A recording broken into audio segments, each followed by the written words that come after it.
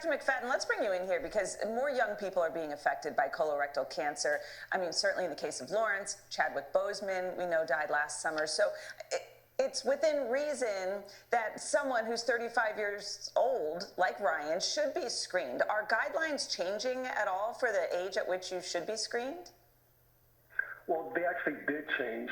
3 years ago, the American Cancer Society changed the recommendation. It used to be 50, but now 45 is the new 50 because we did see this increasing numbers of younger people diagnosed with not just cancer, but advanced stages of colorectal cancer, which then portends to a worse survival.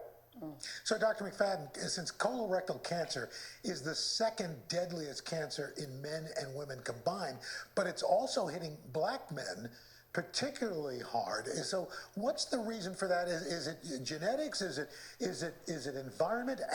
And should the age of screenings for African American men especially be dropped even more?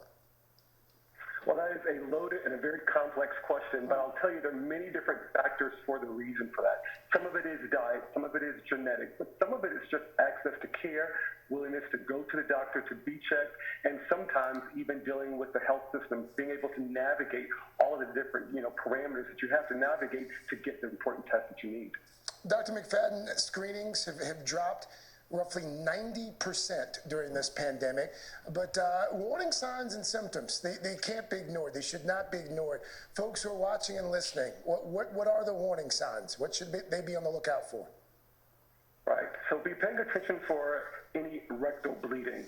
Be paying attention for a change in the size, the consistency, the frequency of the stool.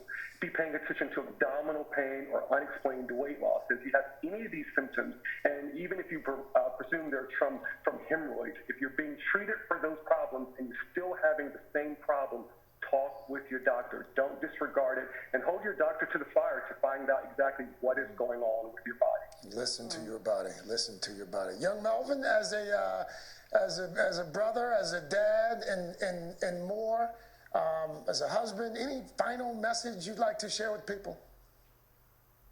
Go get checked. Go get checked.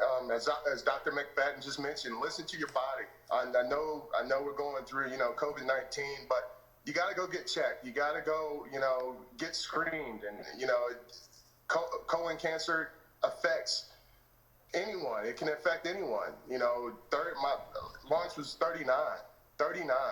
So listen to your body, go get checked, and go get screened and go get a colonoscopy. Ryan, I also have to ask you, I know you're being very open about this, but Craig also got you to do that ridiculous workout. Are you our new correspondent now?